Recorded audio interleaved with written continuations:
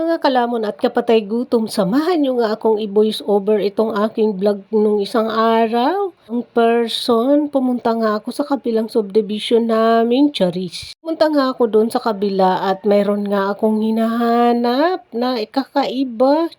Pasko na, sinta ko, hanap kita. Paano ang Pasko? Na nga, nagkanta-kanta pa tayo ng Pasko, char. Nagko-commercial nga tayo ng Pasko dyan. At so, ito na nga mga kalamon. Sa forward nga ay papasok na nga tayo dito sa court na to. Nadatngan ko nga dito may naglalaro nga ng basketball na mga kabataan dyan. So, ayan na nga.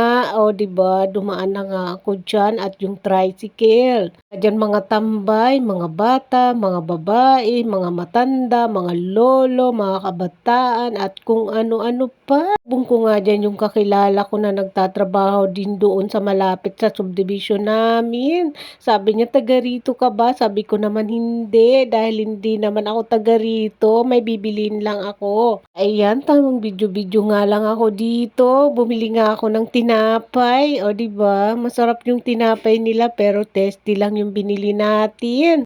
Kaya ayan, naggala-gala nga ako dyan. Start forward nga mga kalamon, pauwi na nga ako ng mga time na yan.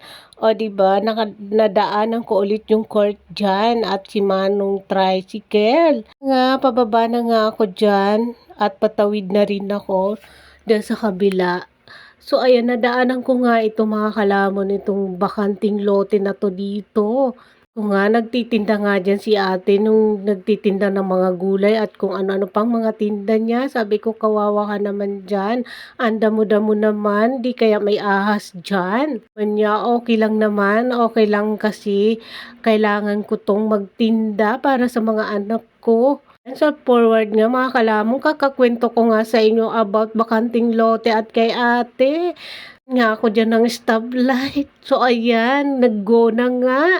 Dumaan nga dyan yung malaking sasakyan. O diba, patawid na nga ako niyan. Dahil nga patakbo-takbo ako dyan dahil baka masagasaan ang person. Charis! At sa forward nga, nandito na nga ako sa may gulayan namin. Dito yan sa may nagtitindang taho. Titinda ng pandesal at dyan tapat yan ng maliit na kondo-kondo daw kuno yan.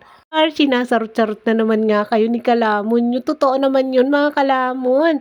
Maliit nga lang yun na kondo, na luma. So ayan na nga, nadaanan ko yung pakwan dyan ni Kuya. Guys, ang mahal-mahal naman siya magtinda ng pakwan. Sabi ko dyan, magdayo ka na lang dun sa palengke talaga at mura doon na bilihan. Kakambili ka nga doon ng marami sa palengke mismo. Kaya sa forward, nandito na nga ako sa gitna namin. Papasok na nga ako niyan. Tumakad nga ako dyan papunta sa amin. May nakasunod pala sa akin dyan na babae. Tamang salita lang nga ako dyan. Nga, sabi ko nga dyan, nandito na nga ako. O tignan nyo nga yung langit, nagbublublo at nagwa-white-white.